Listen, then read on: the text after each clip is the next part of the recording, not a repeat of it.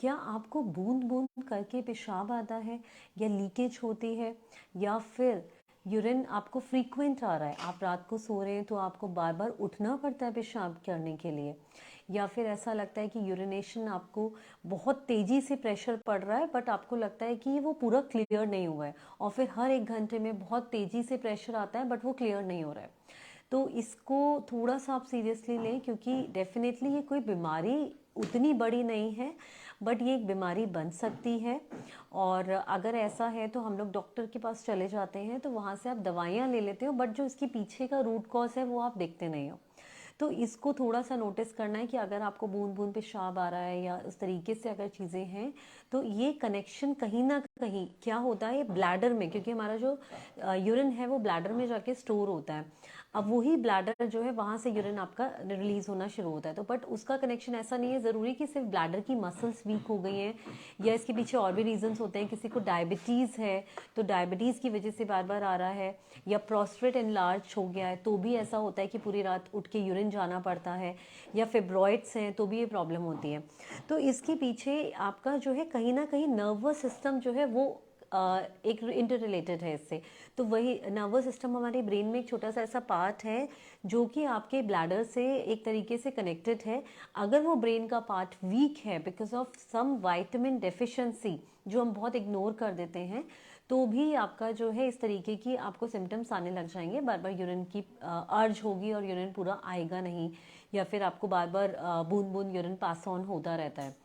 तो यहाँ पे वो कौन सा वाइटामिन है, तो पहले आप डॉक्टर के पास जा सकते हैं, कोई प्रॉब्लम नहीं है, आप कोई मेडिसिन ले रहे हैं वो भी ले सकते हैं, बट इसका जो रूट कॉज है उस पर वर्क करना ज़रूरी है। क्योंकि अगर आपने उस रूट कॉज पे वर्क कर लिया तो आपको 15 दिन में ही इसके रिजल्ट्स मिलेंगे। तो उसमें हमें करना क्या है, एक ऐसा वाइटामिन जिसकी डेफिशिएंसी की वजह से प्रॉब्लम हो जाती है, तो उस पर हमें फोकस करना है। तो वो वाइटामिन है thiamine, which is vitamin B1। तो उसके कुछ ऐसे फूड सोर्सेस हैं जो कि आपको अपनी डाइट में लेने हैं। अगर आप विटामिन B1 का सप्लीमेंट लेते हैं वो उतना इफेक्टिव नहीं रहेगा, आप नेचुरली विटामिन B1 के सोर्सेज पे जाएंगे। सो नेचुरल जो विटामिन B1 का सोर्स है, दिस इज न्यूट्रिशनल ईस्ट, जो मैं अपनी पहले की वीडियोस में भी बता चुकी हूँ। तो न्यूट्रिशनल ईस्ट आपने लेना है 2 टीस्पून या 3 टीस्पून तक आप कर्ड में इसको ऐड करके लेंगे। This is a very good source of vitamin B1 और थायामिन। तो ये आपकी जो नर्वस सिस्टम में जो न्यूरॉन्स हैं वहाँ पे उनको स्ट्रॉन्ग करेगा, और उससे जो ब्रेन की और कनेक्टिविटी ब्लैडर की इंक्रीज होगी, और उससे आपका यूरिन कंट्रोल होना शुरू हो जाएगा। सिमिलरली इसके अलावा जो दूसरा सोर्स है विटामिन B1 का, दिस इज स्पाइरुलिना।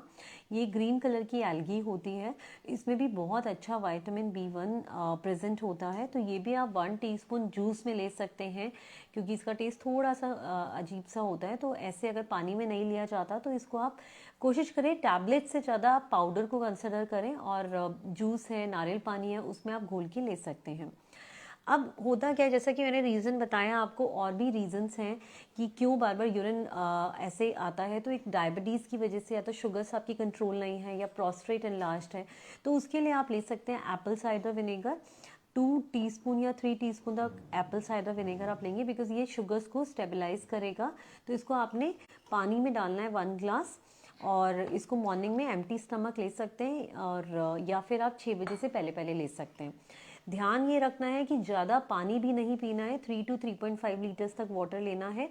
6 o'clock के बाद पानी नहीं लेना है, क्योंकि अगर आप रात को पानी ज़्यादा लेंगे तो उसकी वजह से क्या होगा, रात को जो प्रेशर होगा वो ज़्यादा रहेगा, फिर पूरी रात आप परेशान रहेंगे और पूरी रात यूरिन पास ऑन होता रहेगा।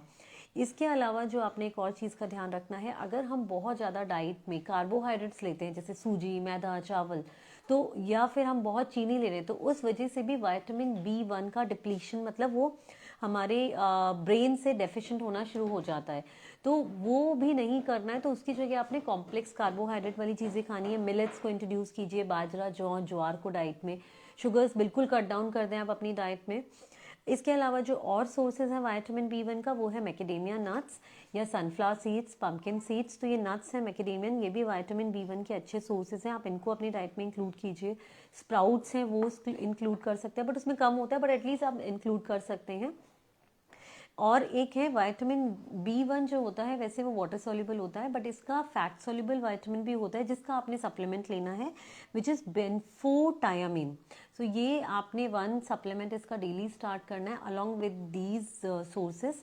तो इससे ये होगा कि आपका जो ब्लैडर का जो इशू है, जो बूंद बूंद पेशाब आना है या अर्ज हो रही है, तो ये सब में आपको 15 दिन में इंप्रूवमेंट मिलेगा और 3 मंथ्स में आपको बहुत अच्छा इंप्रूवमेंट मिलना शुरू हो जाएगा। तो आई वुड सजेस्ट, मैं डाइटिशियन कनिका खन्ना आपसे सजेस्ट करूंगी कि अगर कोई भी ऐसी प्रॉब्लम होती है, पहले आप देखिए कौन सा डेफिशिएंसी है बॉडी में। तो ये विटामिन B1 जो कि बिल्कुल रेयर विटामिन, जिसकी ज़्यादा नॉलेज नहीं है, जिसका हम सप्लीमेंट नहीं लेते हैं, तो उसको डाइट में इंक्लूड कीजिए इन सोर्सेज से, जिससे आपका जो नर्व है वो स्ट्रांग होगी और ये जो आपकी प्रॉब्लम है इससे आपको छुटकारा मिलेगा। थैंक यू, नमस्ते।